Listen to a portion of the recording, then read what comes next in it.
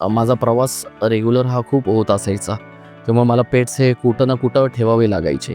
पण जेव्हा प्रवास करून मी जेव्हा परत यायचो, तर माझे पेट्स कधी आजारी पडलेले असायचे, कधी जेवायचे नाही. मी कोकणामध्ये असायचो, मग कोकणामध्ये असताना अर्धं लक्ष कोकणामध्ये, अर्धं लक्ष पेट्सकडे. मग हा जो पेन मी एक 10 वर्षाचा मी बघितला, की प्रत्येक पेट पेरेंटला हा असतो, की आपलं बाळ आपण जेव्हा दुसऱ्याच्या स्वाधीन जेव्हा देतो, तेव्हा तो जेवतो का? तो प्रॉपर झोपतो का? तर आपण आपलं काळीज दुसऱ्याच्या ताब्यात देत असतो. तर मी हा जो पेन मी स्वतःचा फेस केला. मी म्हटलं, की हा पेन हा प्रत्येक पेट पालकाचा किंवा पेरेंट्सचा पेन आहे किंवा याची चॅलेंज आहे. तर या चॅलेंजवरती आपण काम करूया. त्यांना आपण फिजिकली आणि मेंटली रिलीफ देऊया.